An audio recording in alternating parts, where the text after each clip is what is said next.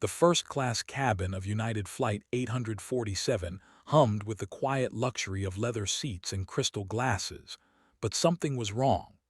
Passengers whispered among themselves, stealing glances at the woman in 2A who sat motionless, staring out the window at the endless Pacific below.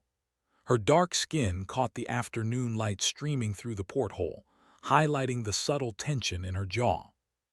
She wore a tailored Armani blazer that probably cost more than most people's monthly salary, her manicured fingers drumming silently against the armrest. Diamond earrings caught the cabin's ambient lighting, and her Hermes bag sat perfectly positioned beside Italian leather shoes that had never known a scuff. But it wasn't her obvious wealth that had drawn attention. 20 minutes ago, three men in civilian clothes had boarded after all other passengers were seated. They moved with the fluid precision of apex predators, their eyes scanning the cabin with professional assessment. One had approached her seat, leaning down to whisper something that made her entire body go rigid. The conversation had been brief, conducted in hushed tones that carried the weight of classified information. Now those same men sat scattered throughout first class, their positions forming a perfect tactical triangle around her seat. The flight attendant, a veteran of 20 years who had seen everything from celebrity meltdowns to medical emergencies, couldn't shake the feeling that this was different. The woman in 2A had initially seemed like any other wealthy passenger, polite but distant, ordering her drink with the casual confidence of someone accustomed to being served. But when those men had appeared, something had shifted. The temperature in the cabin seemed to drop, and conversations naturally quieted as if some primal instinct warned of approaching danger. What the other passengers couldn't know was that the woman they assumed to be just another tech mogul or entertainment executive was actually Commander Zara Reaper Akaffer, one of the Navy's most decorated pilots. Her service record was classified at levels that required presidential clearance to access. The men who had boarded weren't air marshals or federal agents. They were Navy SEALs, and their presence meant only one thing. Somewhere in the world, a situation had developed that required her specific set of skills. The mystery deepened when she reached into her blazer and withdrew what appeared to be a standard smartphone, but the subtle modifications and the way she handled it suggested military-grade encryption. Her thumbs moved across the screen with practiced efficiency, and whatever she read there caused her to close her eyes and take a deep, steadying breath. When she opened them again, the wealthy passenger was gone, replaced by something harder, more focused. Outside the window, storm clouds were gathering on the horizon, their dark mass stretching toward the aircraft like grasping fingers. Commander Akaffer checked her Patek Philippe watch and made a decision that would change everything. She pressed the call button, and when the flight attendant approached, she spoke two words that would echo through the Pentagon's halls within the hour. "I'm ready." The transformation began in that moment, though none of the other passengers could have imagined that the composed woman sipping champagne was about to become the central figure in one of the most audacious military operations in modern history. Her fingers found the small scar beneath her left ear, a memento from her last classified mission, and pressed against it like a talisman. The SEALs had found her because something had gone catastrophically wrong, and now she was being pulled back into a world she had tried to leave behind. Commander Akaffer's reputation preceded her in military circles, though few knew the woman behind the call sign, Reaper. She had earned that designation not through aggression, but through her uncanny ability to appear when situations seemed impossible and systematically dismantle them with surgical precision. Her combat record included 3 classified engagements that had prevented international incidents, each one requiring the kind of flying that existed only in the realm of myth and legend among naval aviators. The flight attendant noticed her passenger's subtle shift in posture, shoulders back, spine straight, eyes alert. This was no longer a woman of leisure traveling to her next business meeting. This was a warrior preparing for battle, and the transformation was as unsettling as it was magnificent. The other first-class passengers continued their conversations about stock portfolios and vacation homes, oblivious to the fact that they were sharing cabin space with someone who could outfly their wildest dreams and had killed enemy combatants in ways that would remain forever classified.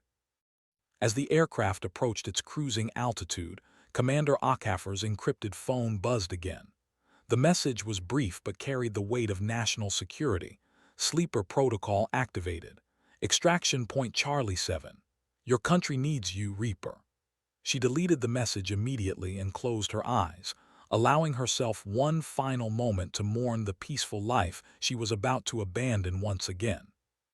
When she opened them, Zara Ockhaffer, the billionaire businesswoman, had ceased to exist, replaced entirely by Commander Reaper Ockhaffer, one of the deadliest pilots in United States naval history. The three SEALs received their own encrypted communications simultaneously, their phones vibrating in a synchronized pattern that confirmed receipt of new orders. Team leader Chief Petty Officer Marcus Iron Rodriguez glanced at his teammates and received almost imperceptible nods in return. They had trained for this moment, though none of them had believed it would actually come. Operation Nightfall was no longer a theoretical exercise buried in classified Pentagon files. It was now active, and their primary objective was ensuring that Commander Ockhaffer reached her destination alive and ready to perform what their briefing materials had described as a miracle of aviation. The storm clouds outside were growing darker, and the aircraft began experiencing the first hints of turbulence. Commander Ockhaffer pressed her face to the window and studied the weather patterns with the trained eye of someone who had flown through hurricanes and lived to tell about it.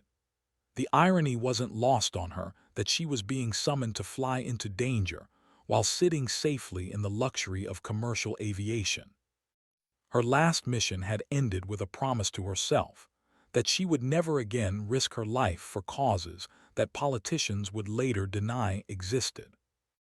But some promises were meant to be broken, especially when the alternative was watching the world burn while she sat in boardrooms and discussed quarterly earnings. The SEALs hadn't told her the specifics yet, but she could read the urgency in their movements, the tension in their shoulders. Whatever was happening required immediate action, and they had risked exposing a classified asset to ensure she received the message. That alone told her that the situation had moved beyond conventional solutions and into the realm where her unique skills represented the difference between mission success and catastrophic failure. The businessman in the seat across the aisle was staring at her now, his curiosity evident despite his attempts at discretion. She met his gaze directly, and something in her expression made him immediately look away and focus intently on his laptop screen. Commander Ockhaffer had forgotten how easily civilian minds process the presence of violence potential. During her time in the corporate world, she had deliberately softened her edges, learned to smile and charm and negotiate rather than simply dominate through superior capability. Now those carefully constructed facades were falling away like shed skin, revealing the predator beneath. The SEALs had seen it immediately, the way she moved, the way her eyes tracked movement, the subtle positioning of her hands that suggested readiness for combat even in evening wear and jewelry worth more than most people's homes. They had studied her service record, but seeing her in person was different. This was the woman who had single-handedly prevented 3 international conflicts through actions so classified that acknowledging them would require admitting to operations that officially never happened. The aircraft's intercom crackled to life as the captain provided a routine update on their flight path and expected arrival time. Commander Ockhaffer listened carefully, her mind automatically calculating fuel consumption, wind patterns, and alternative landing sites. Old habits died hard, and despite years of civilian life, she still processed every flight as if it might become a tactical situation requiring emergency measures. The irony that this particular flight actually would require such measures was lost on her in the moment, though she would remember it later when the shooting started. Chief Rodriguez stood and walked casually toward the lavatory, passing close enough to her seat to whisper a single word that changed everything. Phoenix. It was a code name she had hoped never to hear again, representing a classified program that existed only in the deepest levels of Pentagon planning. Phoenix assets were activated only when conventional military responses had failed, and the situation required someone capable of performing the impossible. She had been the program's crown jewel, the pilot whose abilities transcended normal human limitations through a combination of natural talent and training so intensive it had nearly killed her. The word hit her like a physical blow, causing her to grip the armrest hard enough to leave marks in the expensive leather. Phoenix Protocol meant that somewhere in the world, American lives hung in the balance, and conventional rescue attempts had already failed. It meant that she was being asked to fly into a situation so dangerous that survival was considered unlikely, with success measured not by personal safety, but by mission completion. Most importantly, it meant that despite all her efforts to build a different life, she remained what she had always been, a weapon of incredible precision, waiting to be deployed when her country needed someone willing to die for strangers she would never meet. The storm outside was intensifying, lightning flickering through the clouds like artillery fire. Commander Achafer closed her eyes and let the memories wash over her, the weight of a flight helmet, the smell of jet fuel, the incredible rush of pushing a multi-million-dollar aircraft beyond its design limitations, while enemy missiles tracked her heat signature. She had been the best because she understood something that other pilots missed. Flying wasn't about controlling the machine, it was about becoming one with it, thinking at the speed of physics and reacting faster than conscious thought could process. Her phone buzzed again, displaying coordinates that she memorized instantly before deleting the message. The location made her blood run cold. It was deep in hostile territory, surrounded by surface-to-air missile installations, and patrolled by aircraft that would shoot down anything displaying American identification. Getting there would require the kind of flying that existed only in classified mission reports, the sort of impossible approach that had earned her the call sign Reaper, and the respect of pilots who considered themselves fearless. The SEALs were watching her now, studying her face for signs of acceptance or refusal. They knew her history, understood what they were asking. Phoenix pilots didn't retire. They either died in service or lived with the knowledge that their unique skills made them permanently available for missions that couldn't be accomplished through conventional means. She had hoped that her wealth and corporate success would provide sufficient cover to keep her off the active roster, but national security didn't care about personal preferences or the comfortable life she had built in Silicon Valley. Chief Rodriguez returned to his seat, his eyes never leaving her face. She could see the question there, the need for confirmation that she would accept the mission despite having every reason to refuse. Her corporate board would be furious, her investors confused, her carefully constructed public image damaged beyond repair. But those considerations seemed trivial when weighed against whatever emergency had triggered Phoenix Protocol. The program existed for situations where failure meant not just tactical defeat, but potential national catastrophe. She thought about the young pilots she had mentored during her active service, bright-eyed aviators who had looked at her with mixtures of awe and ambition. Some of them were probably involved in whatever situation had gone wrong, facing enemies with superior numbers and advanced technology, praying for a miracle that conventional training couldn't provide. The realization that her refusal might mean their deaths settled the matter with brutal finality. Commander Zara, Reaper, Achafer had responsibilities that transcended personal safety or civilian comfort. Her decision made, she reached into her purse and withdrew a platinum credit card, using its edge to carefully tear a small strip from her cocktail napkin. On it, she wrote a single word in handwriting that only the SEALs would recognize. Confirmed. She folded the paper carefully and dropped it into her empty champagne glass, where Chief Rodriguez would see it when the flight attendant cleared their table. The informal communication method was crude but effective, avoiding any electronic signatures that might compromise operational security. The transformation was complete now, though the other passengers remained oblivious to what had just occurred in their midst. The wealthy businesswoman in seat 2A had effectively ceased to exist, replaced by one of the most dangerous pilots in military history. Her manicured fingers now moved with the unconscious precision of someone checking weapons and equipment, though all she carried were the tools of corporate success. Her mind was already shifting into mission mode, calculating fuel requirements, weather patterns, and the thousand variables that would determine whether she lived to see another sunset. Outside the window, the storm was directly ahead of them now, its massive structure reaching from sea level to the stratosphere. Lightning illuminated the cloud formations in brilliant flashes that reminded her of tracer fire and missile exhausts. Soon, she would be flying through much worse, whether in an aircraft designed for combat rather than passenger comfort, pushing both machine and human endurance to their absolute limits. The irony that she was currently safer in a commercial airliner than she would be in a military jet was not lost on her, but safety had never been her primary concern. The businessman across the aisle was watching her again, his curiosity finally overcoming his discretion. She met his gaze directly and smiled, not the polished corporate expression she had perfected over years of board meetings, but something harder and more genuine.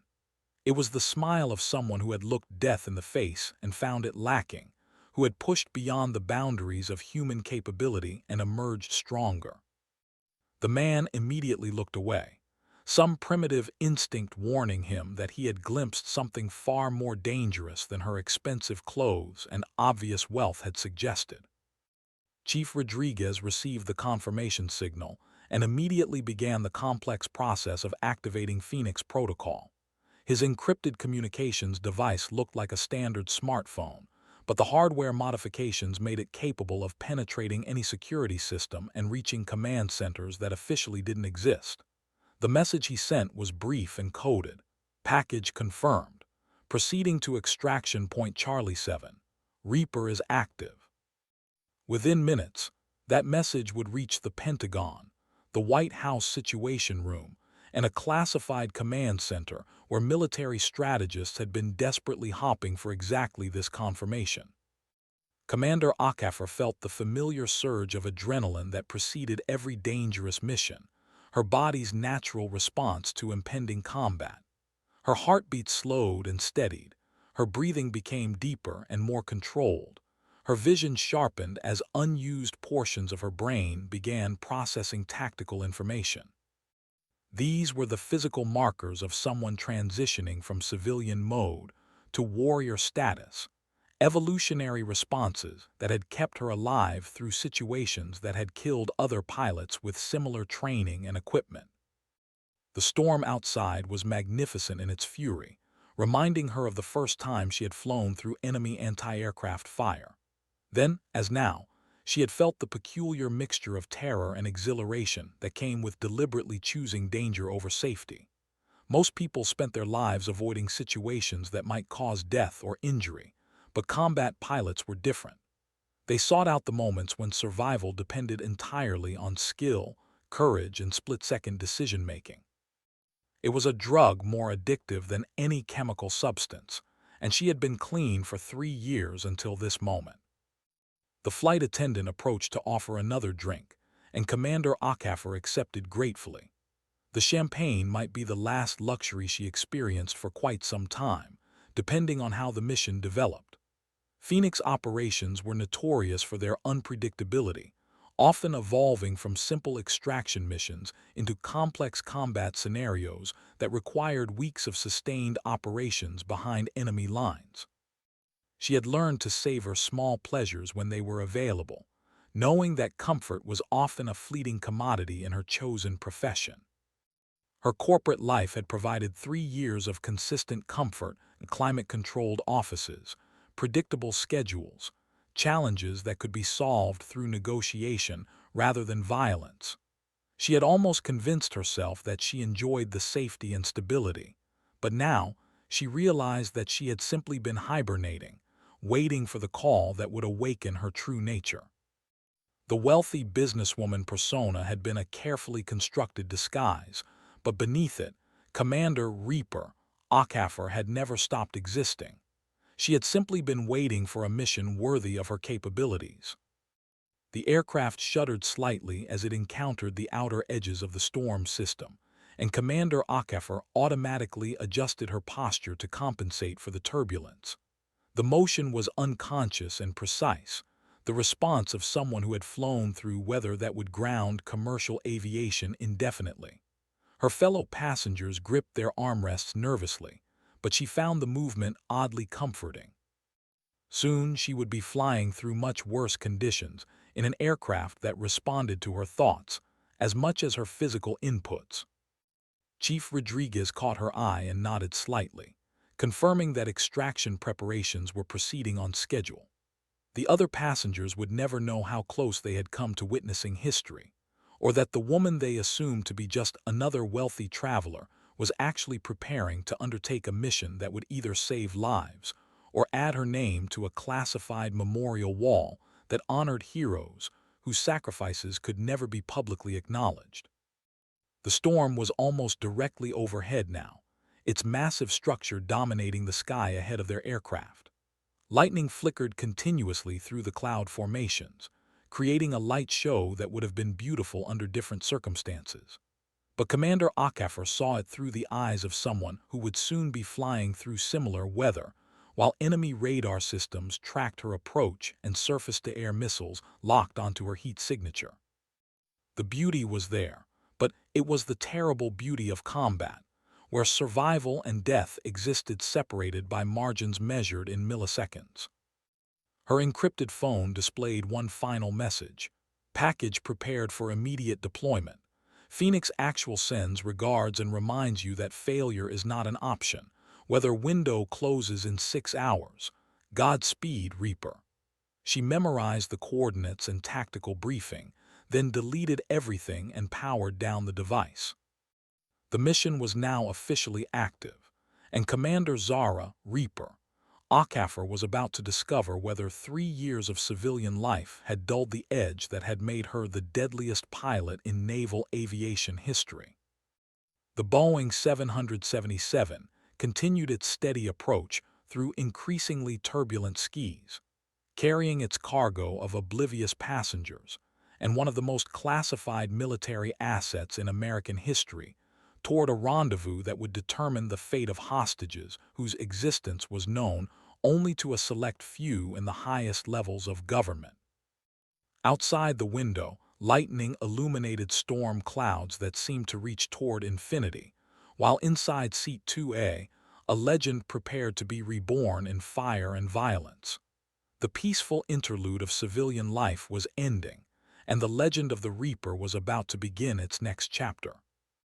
The transformation was complete, the die cast, the mission accepted. Whatever happened next would either add another impossible victory to Commander Ackhafer's classified service record, or provide closure for a career that had already exceeded every reasonable measure of heroism and skill.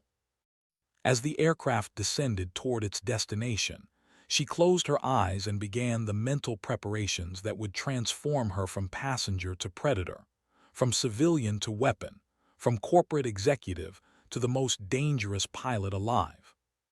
The storm outside seemed to welcome her back with lightning that flickered like muzzle flashes and thunder that rolled like artillery fire. Commander Reaper Ackhafer was going home, and the world's enemies were about to remember why legends never truly die. They simply wait for the right moment to be reborn. The Boeing 777's descent began ahead of schedule, the captain's voice announcing their early approach to what the passengers believed was simply another commercial airport.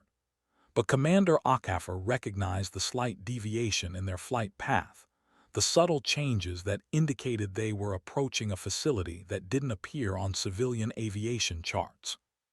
The SEALs were already preparing for rapid deployment. their casual postures belying the lethal efficiency with which they checked equipment and reviewed tactical procedures. She found herself studying the storm clouds with new appreciation, understanding that she would soon be flying through weather that made the current turbulence seem like a gentle breeze. Phoenix missions were notorious for their impossible conditions: enemy territory, adverse weather, equipment failures, and time constraints that would challenge even the most experienced combat pilots. The planners seemed to believe that if a mission could be accomplished through conventional means, it wasn't worthy of Phoenix protocol activation. The businessman across the aisle had given up all pretense of working, openly staring at her with fascination and growing unease. Something in her demeanor had changed dramatically during the flight, though he couldn't articulate exactly what was different. The expensive clothes and obvious wealth remained unchanged, but beneath the surface, something predatory had awakened.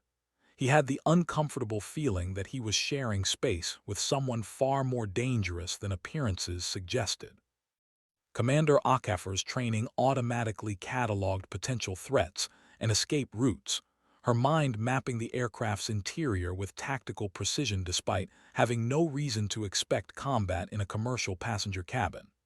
Old habits were resurfacing with startling speed, muscle memory, and instinctive responses that had been dormant during her corporate years. The wealthy businesswoman facade was cracking, revealing glimpses of the warrior beneath. Chief Rodriguez received final confirmation of extraction readiness through his encrypted communication device, the message causing him to smile grimly. Everything was proceeding according to plan, though he knew from experience that Phoenix operations rarely went smoothly once they moved beyond the preliminary stages. His team had trained extensively for this moment, but theoretical preparation was different from actually shepherding one of America's most valuable military assets into a combat zone, where survival would depend on skills that hadn't been tested in years. The storm outside was reaching peak intensity, lightning strikes illuminating the clouds in brilliant displays that reminded Commander Akafer of her first night combat mission. Then, as now, she had felt the peculiar mixture of terror and anticipation that preceded operations where death was a probable outcome rather than a distant possibility. Most people avoided such situations, but combat pilots were drawn to them like moths to flame, addicted to the pure clarity that came with placing life and mission success on identical scales. Her corporate board would be expecting her at tomorrow's quarterly review meeting, unaware that she was about to disappear into the classified world of special operations. The carefully constructed explanations and cover stories would be activated by personnel who specialized in making inconvenient people disappear from public view without raising questions.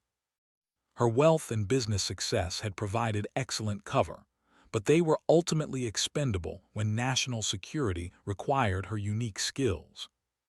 The aircraft began its final approach, and Commander Akafer could see unusual activity on the ground below, vehicles and personnel that clearly weren't part of normal commercial aviation operations. The facility they were approaching was officially a cargo hub, but the heavy security presence and specialized equipment suggested its true purpose. Phoenix Protocol required extraction points that could be activated immediately, while maintaining plausible deniability for any civilian witnesses who might ask uncomfortable questions.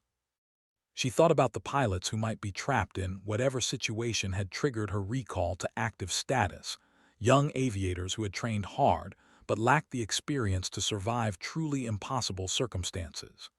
Phoenix Protocol was activated only when conventional rescue attempts had failed, when the situation required someone willing to fly into conditions that sane people avoided. The responsibility was crushing, but it was also familiar. She had carried similar weight before and survived to tell about it. The businessman across the aisle was now openly nervous, his primitive instincts warning him that something significant was about to happen. He had initially assumed her obvious wealth and polished appearance indicated safety and predictability, But her transformation during the flight had revealed something far more dangerous.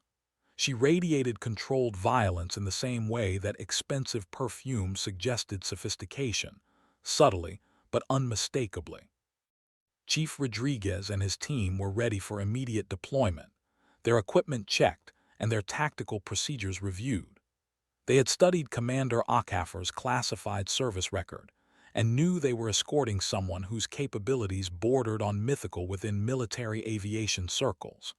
But reading about impossible missions was different from witnessing the person who had accomplished them preparing for another potentially lethal assignment. The storm was directly overhead now, its massive structure creating turbulence that had several passengers gripping their armrests in white-knuckled terror.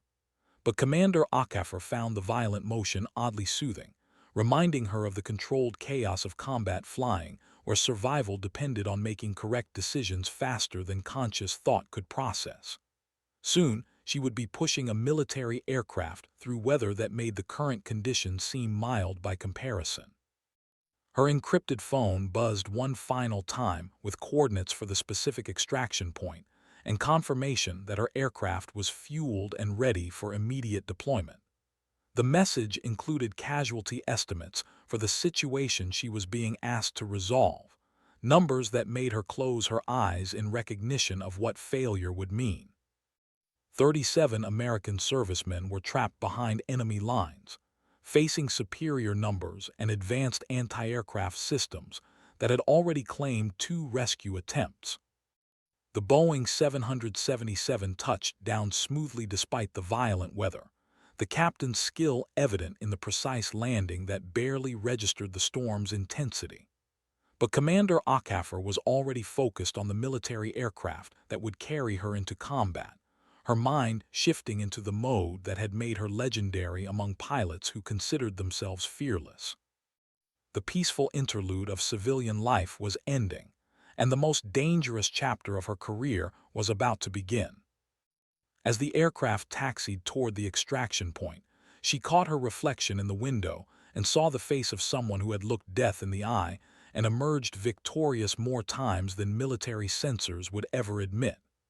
The wealthy businesswoman was gone, replaced by Commander Reaper Acker, one of the most lethal pilots in aviation history. Outside, lightning continued to flash through storm clouds that seemed to welcome her return to a world where legends were forged in violence and courage, where impossible became merely difficult, and where the only measure of success was bringing heroes home alive. The extraction facility appeared deceptively normal from the passenger windows, but Commander Acker's trained eye immediately identified the specialized equipment and personnel that marked it as something far more significant than a commercial cargo hub. Fuel trucks were positioned with military precision, their operators moving with the fluid efficiency of personnel accustomed to working under time constraints. Ground crews wore civilian clothing, but their movements and postures betrayed special operations training that couldn't be completely concealed. Chief Rodriguez stood and stretched casually, his motion serving as a signal to his teammates while appearing completely natural to any observing passengers. The SEAL team had rehearsed this extraction scenario dozens of times, but theoretical preparation was different from actually shepherding America's most classified pilot asset toward a mission that would either add another impossible victory to her record or end her career in the most permanent way possible.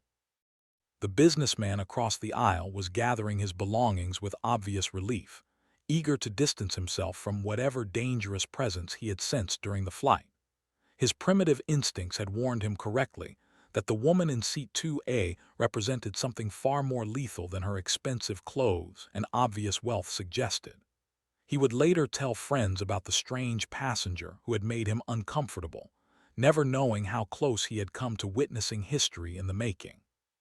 Commander Acker remained seated while other passengers deplaned, her stillness concealing the mental preparations that were transforming her from civilian executive to combat pilot.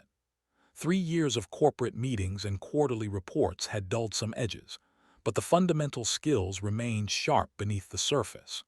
She could feel them awakening like dormant muscles, remembering their purpose, tactical awareness, and combat instincts emerging from their protective hibernation. The storm outside was magnificent in its intensity, lightning strikes illuminating aircraft hangars and specialized vehicles that weren't visible from passenger terminals. Weather reports indicated that conditions would worsen before improving, but Phoenix missions were notorious for launching during circumstances that would ground conventional operations. The planners seemed to believe that impossible conditions were merely additional challenges to overcome rather than reasons to abort. Her encrypted phone displayed final mission parameters, including the disturbing intelligence that enemy surface-to-air missile systems had been upgraded significantly since her last classified briefing. The opposition would be expecting rescue attempts and had positioned advanced radar networks specifically to counter American air operations. Getting through their defenses would require the kind of flying that existed only in classified mission reports, the sort of impossible approach that separated legends from ordinary pilots. Chief Rodriguez approached her seat with a garment bag and briefcase that contained everything she would need for the transition from civilian to military status. The timing was precise. Other passengers were focused on deplaning procedures.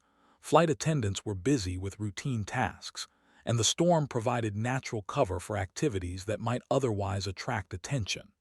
Phoenix Protocol required seamless transitions that left no evidence of classified operations.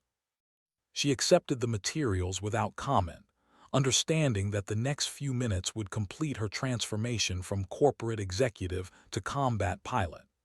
The garment bag contained a flight suit customized to her measurements, along with equipment that hadn't been issued to ordinary aviators. The briefcase held mission-specific intelligence, tactical assessments, and photographs of the American servicemen, whose lives depended on her willingness to fly into situations that had already claimed more experienced pilots. The aircraft was nearly empty now, only the SEAL team and herself remaining in the first-class cabin. Flight attendants were completing their shutdown procedures with professional efficiency, unaware that their passenger manifest had included one of the most dangerous pilots in military history. The transformation from civilian airliner to extraction platform was subtle but complete, ordinary commercial aviation giving way to something far more significant. Commander Okafor stood and moved toward the aircraft's rear exit, her posture automatically adjusting to accommodate the weight of impending combat operations. The expensive business attire that had defined her public persona for 3 years felt strange now, like a costume she had worn for an elaborate performance. Soon she would be wearing equipment designed to keep her alive in circumstances that would kill ordinary pilots, facing enemies with advanced technology and superior numbers. Chief Rodriguez opened the aircraft's rear exit, revealing rain-swept tarmac and the outline of vehicles waiting in the storm's fury. The extraction point was active and secure, with specialized personnel positioned to ensure her rapid transition to mission-ready status. Everything was proceeding according to classified protocols that had been developed specifically for Phoenix asset deployment under adverse conditions. She paused at the exit and looked back at the empty passenger cabin, recognizing that this might be her final glimpse of the civilian world she was leaving behind. Corporate boardrooms and quarterly reports had provided 3 years of safety and predictability, but they had also been a kind of prison for someone whose true nature required danger and challenge. The storm outside was calling her home to a world where survival depended on skill rather than negotiation, where courage mattered more than market analysis.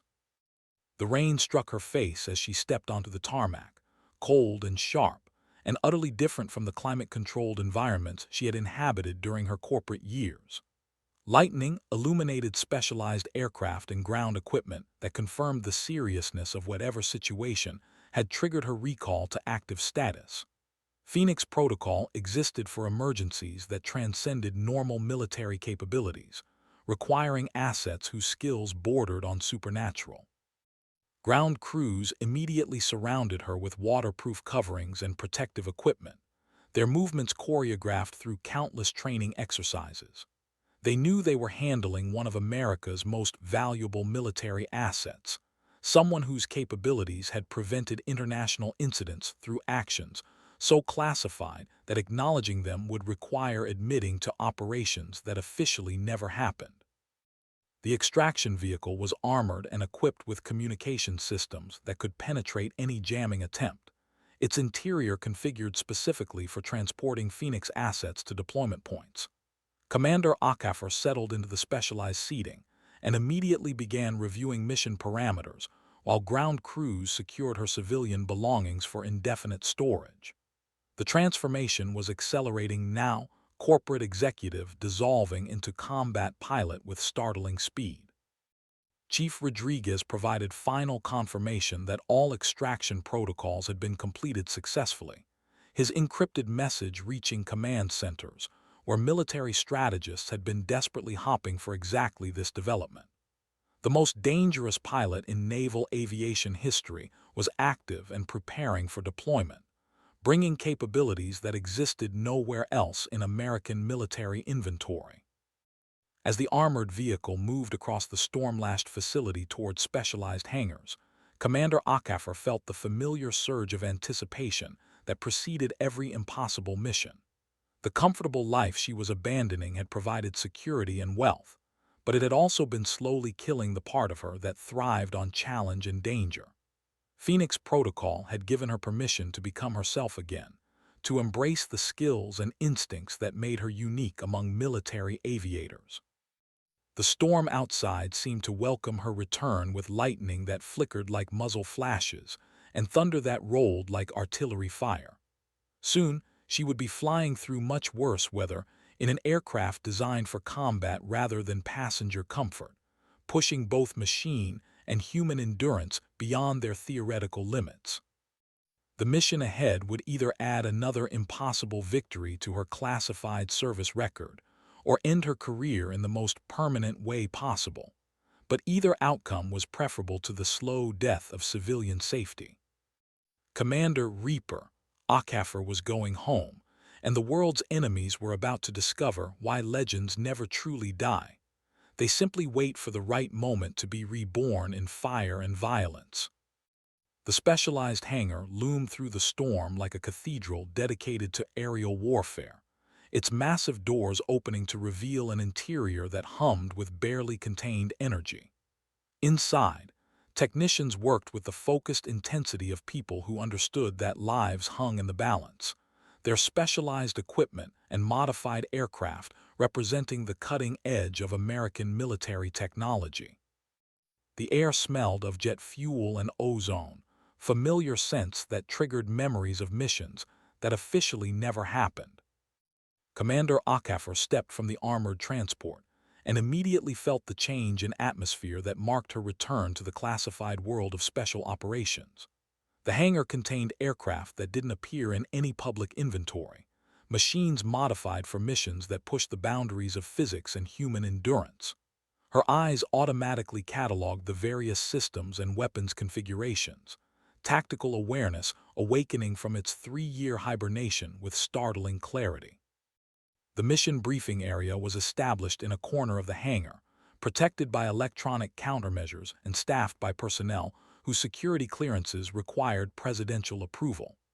Maps covered every available surface, displaying terrain and threat assessments for regions that most Americans couldn't locate on a globe. Weather data streamed continuously across multiple screens, painting a picture of conditions that would challenge even the most experienced pilots. Chief Rodriguez escorted her toward the briefing area while his team established a security perimeter that would prevent any unauthorized observation of Phoenix protocols. The SEAL team had trained extensively for this moment, but they were also aware that they were witnessing something rare: the activation of an asset whose capabilities existed at the intersection of human skill and technological possibility. Her assigned aircraft sat in the center of the hangar like a predator waiting to be unleashed, its sleek lines and specialized modifications immediately recognizable to anyone familiar with classified aviation programs. The machine had been configured specifically for her piloting style and mission requirements, incorporating technology that existed nowhere else in American inventory. Every system had been tested and retested, but ultimate performance would depend on the symbiotic relationship between pilot and aircraft that made Phoenix operations possible. The briefing officer was a colonel whose weathered face and careful movements suggested extensive combat experience, someone who understood the difference between theoretical planning and actual mission execution. His security clearance was so high that acknowledging his existence would require congressional oversight, but his expertise was precisely what Phoenix operations demanded when conventional military planning had failed. Commander Acaffer listened to the tactical assessment with growing concern, recognizing that the situation was even worse than initial reports had suggested. 37 American servicemen were trapped in terrain that offered no natural cover, surrounded by enemy forces equipped with Russian-manufactured surface-to-air missiles and early warning radar systems. 2 previous rescue attempts had failed catastrophically, leaving wreckage and casualties that had prompted the decision to activate Phoenix Protocol. The weather forecast was equally daunting, with storm systems converging to create conditions that would ground civilian aviation indefinitely. Winds exceeding 70 knots, zero visibility, and electrical activity that would interfere with most navigation systems. Under normal circumstances, military commanders would postpone operations until conditions improved, but the trapped Americans didn't have time for weather to clear. Intelligence reports indicated that enemy forces were preparing to relocate the American prisoners to a facility that would make rescue impossible through any conventional means. The window for successful extraction was measured in hours rather than days, requiring immediate deployment despite conditions that violated every safety protocol in military aviation manuals. Phoenix operations existed precisely for situations where following regulations meant accepting defeat. Her aircraft systems had been modified extensively to handle the mission requirements, including navigation equipment that could function despite enemy jamming and weapons systems designed specifically for precision strikes in adverse weather. The fuel load had been calculated to provide maximum range while maintaining the performance characteristics she would need for combat maneuvering in mountainous terrain. The mission profile was deceptively simple: penetrate enemy airspace undetected, locate and extract the trapped Americans, neutralize any opposition encountered, and return to friendly territory before enemy reinforcements could respond. Execution would require flying at altitudes that stressed aircraft systems to their limits, navigating through weather that could tear wings off less robust machines, and engaging targets while maintaining the precision necessary to avoid collateral damage. Commander Acaffer studied the terrain maps with the focused intensity of someone whose survival would depend on memorizing every detail. The